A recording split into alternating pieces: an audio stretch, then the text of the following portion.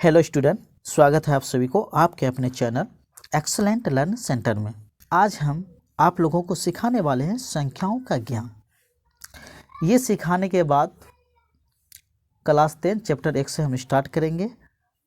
ठीक है वो तो सबसे पहले आपको संख्याओं का ज्ञान याद रखना बहुत ही ज़रूरी है और सबसे सरल विधि से हम समझाएंगे। संख्याओं का ज्ञान में सबसे पहले हमने लिए है बाबू प्राकृतिक संख्याएँ। प्राकृतिक संख्याएं होती है क्या या किसे कहते हैं उसे हमें जानना बहुत ही ज़रूरी है। तो इसका आंसर है बाबू कि गिनती में उपयोग की जाने वाली सभी संख्याएं प्राकृतिक संख्याएं कहलाती है। ठीक है ना। अब गिनती तो आप लोग जानते ही होंगे गिनती क्या होता है। जैसे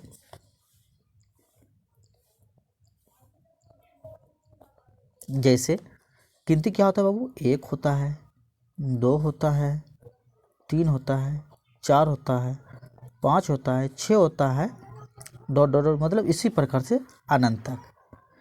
यानी कि इस प्रकार की संख्या को मतलब गिनती होने वाली जो 1 से 2 से 3 से जो स्टार्टिंग होती है गिनती 1 से लेकर अनंत तक, इसका कोई अंत ना हो, इसी संख्याएं को हम लोग क्या बोलते हैं, प्राकृतिक संख्याएं बोलते हैं। अंग्रेजी में इनको नेचुरल नंबर्स कहते हैं। ठीक है बाबू। इसी में पूर्ण संख्याएं।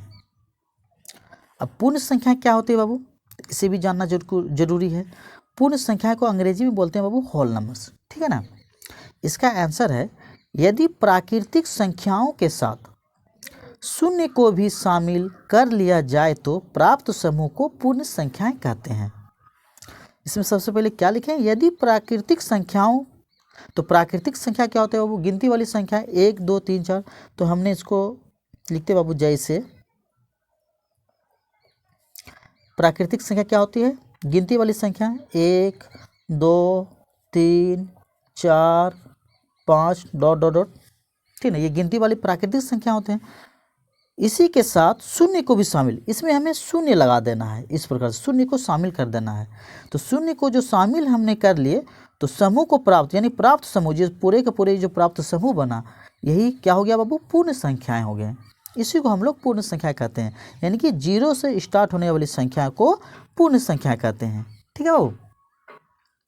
अब आपसे कह दे कि पूर्ण संख्या में सबसे छोटी संख्या कौन सी है, तो आप पे 0 लगाना होगा। ठीक है ना। और इसमें प्राकृतिक संख्याएं में सबसे छोटी संख्या तो 1 है। इस प्रकार से आगे चलते हैं पूर्णांक संख्याएं। ठीक है ना। अब पूर्णांक संख्याएं क्या होता है, तो इसका आंसर है बाबू पूर्ण संख्या के साथ यदि ऋणात्मक संख्याओं को सम्मिलित कर लिया जाए तो प्राप्त समूह को पूर्णांक संख्याएं कहते हैं। पूर्ण संख्या के साथ, इसमें सबसे पहले हमें पूर्ण संख्या को लेना होगा। पूर्ण संख्या क्या होता है वो, जैसे 0 होता है, 1 होता है, 2 होता है, 3 होता है, 4 होता है, 5 होता है, अनंत तक, मतलब 0 से जो स्टार्ट होता है वो क्या होता है वो पूर्ण संख्या। अब पूर्ण संख्या के साथ यदि ऋणात्मक, हमने इनके साथ ऋणात्मक को सम्मिलित कर लेते हैं। जैसे माइनस में 1 कर लिए बाबू, माइनस में 2 कर लिए, माइनस में 3 कर लिए, इसी प्रकार से डॉट डॉट डॉट। ये माइनस वाली जो संख्या होते हैं बाबू वो क्या होते हैं, ऋणात्मक संख्या है। हमने पूर्ण संख्या यहाँ से 0 से जो स्टार्ट हुआ बाबू, 0 के साथ हमने इस बार ऋणात्मक संख्या को सम्मिलित कर लिए इसी में, तो ये जो संख्या प्राप्त होता है इसी को हम लोग बोलते हैं बाबू पूर्णांक। यानी कि इधर ऋणात्मक और इधर धनात्मक, समझ रहे हैं, तो इसी को हम लोग बोलते हैं पूर्णांक। आशा करते हैं कि आप लोग इनको समझ रहे होंगे। अब पूर्णांक को जो अंग्रेजी में बोलते हैं बाबू इंटीजर्स नंबर। ठीक है ना।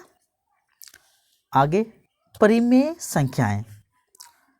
परिमेय संख्या को अंग्रेजी में बोलते हैं बाबू रेशनल नंबर्स। ठीक है ना। परिमेय संख्याएं होती है क्या, सबसे पहले जान लेते हैं। इनका आंसर है एक ऐसी संख्या जिसे P/Q के रूप में लिखा जा सके या बदला जा सके उसे परिमेय संख्या कहते हैं। जहाँ Q बराबर 0 के नहीं है और P तथा Q पूर्णांक है। ठीक है ना।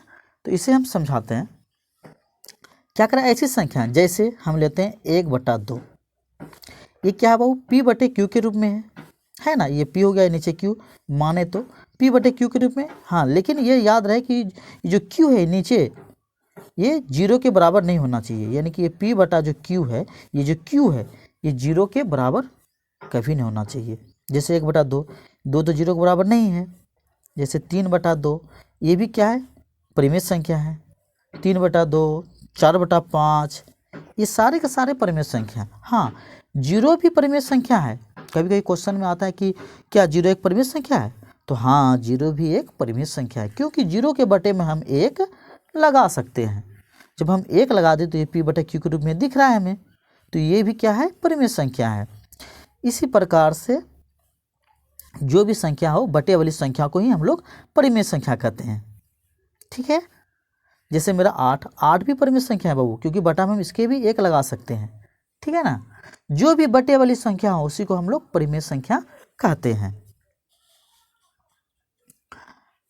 अब अपरिमेय संख्याएं, अपरिमेय संख्याएं क्या होते हैं या किसे कहते हैं, तो इसका आंसर है बाबू, ऐसी संख्याएं जिनको हम p/q के रूप में ना लिख सकते हैं, ना ही p/q के रूप में बदल सकते हैं, ऐसी संख्याओं को अपरिमेय संख्या कहते हैं।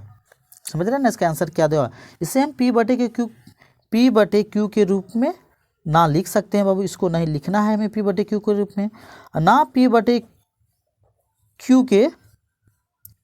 के रूप में बदल सकते हैं, p/q के रूप में इसे बदल सकते हैं। ये भी मेरा क्या है, सरासर गलत है।